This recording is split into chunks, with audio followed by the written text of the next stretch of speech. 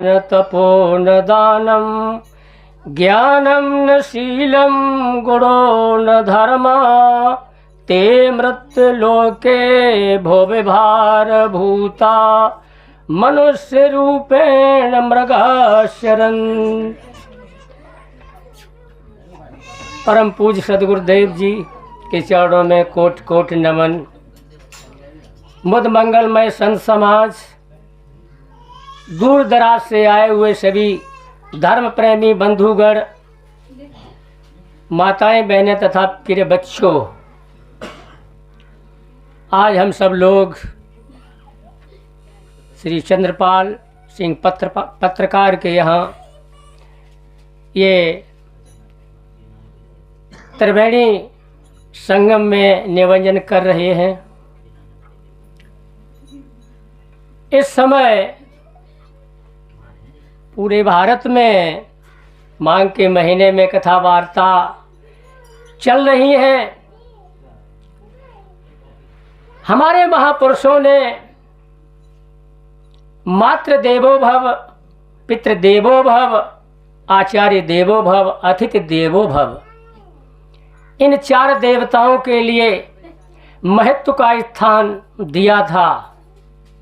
लेकिन हम इन सब को भूलकर पता नहीं किन किन भूल भुलैया में कहाँ कहाँ भटके चले जा रहे हैं। किन ईश्वर परमात्मा को हम खोज रहे हैं। हम क्या कर रहे हैं? नदी वृक्ष पशु पक्षी पाथर इनकी पूजा जारी है। माता पिता सदगुरु की पूजा इनसे दूर पुजारी है। हम ये काम कर रहे हैं। हमारे वेदों के और उपनिषद के ऋषियों ने कौन से ईश्वर को पूजने के लिए बताया है? सबसे पहला उन्होंने बताया है आदि भौतिक। आदि भौतिक का मतलब है जिसका आधार भौतिक हो, सांसारिक। संसार में हम देख रहे हैं जितने भी प्राणी पदार्थ हैं वो सब हमारे सजाती भाई हैं। जो भी प्राणी हैं वो हमारे सजाती भाई हैं। ये सदगुरु, ये सगुण भगवान भी है और भौतिक क्षेत्र में सबसे पहले ये भगवान है।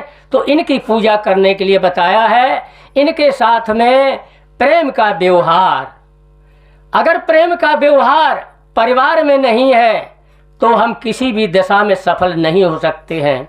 इसलिए प्राणी मात्र के प्रति प्रेम का व्यवहार, सद्व्यवहार सबसे पहला हमारा कर्तव्य है और यही इनकी सबकी पूजा है। लेकिन हम इनको भूल करके तीर्थों में, नदियों में, मूर्तियों में भटक रहे हैं। दूसरा देवता बताया है आदि दैविक।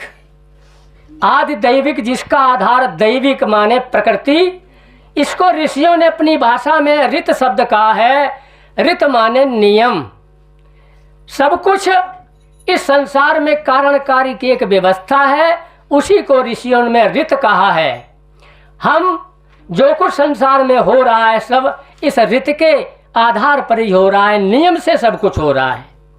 रात दिन नियम से हो रहा है। ये जो वर्षा हो रही है इसका भी नियम है। भूचाल आ रहा उसका भी नियम है। लेकिन हम उस नियम को नहीं समझते हैं और उस कारणकारी की व्यवस्था का नाम बदल करके ईश्वर का नाम रख दिया गया है। तो हम नियम से, जैसे सरकार का नियम है कि सड़क पर keep the left on the road, सड़क पर बाएं चलना चाहिए, और हम ऐसा न करके सरकार करते रहें और बाएं न चल करके हम उल्टी तरफ चलें तो हम टकरा जाएंगे। लेकिन यदि सरकार का हम नाम न लें और नियम है कि सड़क पर बाएं चलें तो हम सुरक्षित पहुंचेंगे। इसीलिए नियम है, खाने में नियम है, बोलने में नियम है, चलने फिरने में नियम है। जहाँ कहीं भी हमारा पूरा जीवन इस नियम के आधार पर ही चल रहा है। तो आदि दैविक दूसरा ये ईश्वर है। हम नियम को समझें और नियम के अनुसार आचरण करें। तीसरा हमारा है आध्यात्मिक ईश्वर, जिसे हम सब लोग छोड़े हुए हैं। उसका आधार है आत्मा। आत्मा ही सब सच है, क्योंकि इस पूरे संसार में अगर आत्मा को हटा दिया जाए तो ये संसार शून्य हो जाएगा। हमारा संसार, हमारा शरीर इसी से संचालित है। अगर वो आत्मशक्ति, वह चेतन शक्ति हमारे अंदर, आपके अंदर न हो तो न तो हम देख पाएंगे, न सुन सकेंगे, न कह सकेंगे, कोई भी क्रियाकलाप उसके बिना नहीं हो पाएगी। लोग कहते हैं शरीर में पता नहीं कितने कितने देवता हैं, कहते लोग शरीर में रहते देव तमाम, और निकला जीव शरीर से कोई न आवत काम। तो हम उस सत्य सत्ता, जो चेतन सत्ता है, सबके घट में विराजमान है, उस चेतन सत्ता को समझे और उसका भी भजन और ध्यान अंत में बताया है।